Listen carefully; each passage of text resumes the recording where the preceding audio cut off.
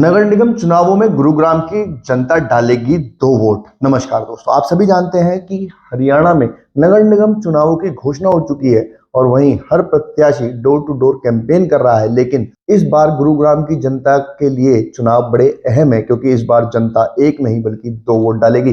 पहली बार गुरुग्राम के अंदर मेयर प्रत्याशी जनता के माध्यम से चुना जाएगा। इससे पहले मेयर पार्षद मिलकर ही मेयर का चुनाव करते थे और वो मेयर बन जाता था, लेकिन इस बार जनता के द्वारा ही मेयर को चुना जाएगा, जिससे कि मेयर को और अधिक शक्तियां भी प्राप्त होंगी। क्योंकि पहले के समय में यदि बात की जाए तो मेयर के पास कम शक्तियां रहती थी, क्योंकि वो कहीं ना कहीं किसी ना किसी दबाव में रहता था कि कहीं कोई भी ऐसा डिसीजन वो ले ले और किसी को अच्छा ना लगे तो उसकी कुर्सी बदली जा सकती है। लेकिन इस बार जनता ही चुनाव करने वाली है मेयर का, और मेयर अपने फैसले खुद ले सकती है और आने वाले समय में जनता को किस तरीके से अच्छे कामों के लिए उसके ऊपर कोई प्रेशर ना हो, वो काम इस बार मेयर का रहने वाला है। वहीं पार्षद की बात करें तो पार्षद भी अपना डोर टू डोर कैंपेन कर रहे हैं और वो जनता को समझाने की कोशिश कर रहे हैं कि जो जनता चाहती है वो आने वाले 5 सालों के अंदर ऐसा काम गुरुग्राम के लिए करने वाले हैं। लेकिन देखना होगा जिस तरीके से पिछले 5 से 7 सालों के बीच में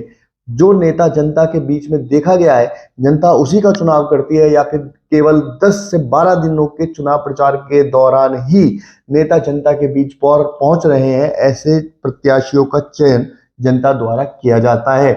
गुरुग्राम नगर निगम प्रशासन के पास पैसे की कोई कमी नहीं है। गुरुग्राम नगर निगम के पास हमेशा फंड सरप्लस रहते हैं। लेकिन वहीं अगर हम पिछले दिनों की बात करें तो जिस तरीके से कूड़ा, सीवर और ड्रेनेज की समस्या महत्वपूर्ण मुद्दा है, देखना होगा कि किस तरीके से मेयर और पार्षद जनता को मनाने में कामयाब होते हैं कि उनकी सरकार उन्हें चुनने के बाद आने वाले समय में कूड़े की, सीवर की और ड्रेनेज जैसी समस्याएं गुरुग्राम में नहीं होंगी। क्योंकि जिस तरीके से पिछले कुछ समय में इन समस्याओं ने जनता का सब्र का बांध तोड़ दिया है, उससे माना जा रहा है कि कहीं ना कहीं भाजपा को आने वाले समय में जनता के बीच में जाने पर ये सवालों का जवाब देना पड़ सकता है। क्योंकि जिस तरीके से पिछले कुछ सालों में देखा गया है कि कूड़े के बहुत बड़े बड़े ढेर गुरुग्राम के अंदर लग गए हैं, लेकिन वहीं उनका निस्तारण किस तरीके से और कैसे हो सकता है, इसकी जिम्मेदारी सीधी सीधी नगर निगम की आती है।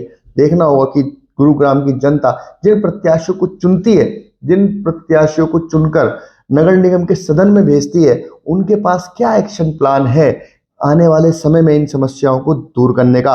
वहीं ऐसा भी माना जा रहा है कि आज के समय में जो भी प्रत्याशी चुनाव प्रचार कर रहे हैं वो कहीं ना कहीं राज्य सरकार और केंद्र सरकार को ही अपनी ढाल बनाकर चुनाव प्रचार कर रहे हैं। लेकिन जनता उनके भी विजन को जानना चाहती है, लेकिन अभी तक भी ऐसा कोई प्रत्याशी सामने नहीं आया है जिसने अपने विजन का कोई ऐसा प्रलेख दिया हो जिसमें कि वो बता सके कि वो अपने क्षेत्र को किस तरीके से आने वाले समय में इन समस्याओं से मुक्त करा सकता है।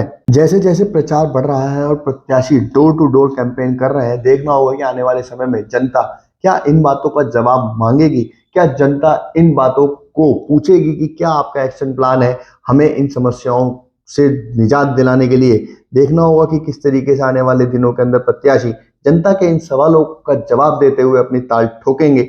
अगर ये खबर आपको अच्छी लगी तो हमारे चैनल को सब्सक्राइब करें, वीडियो को ज्यादा से ज्यादा शेयर करें और ऐसी खबरों के लिए हमारे साथ जुड़े रहें। धन्यवाद।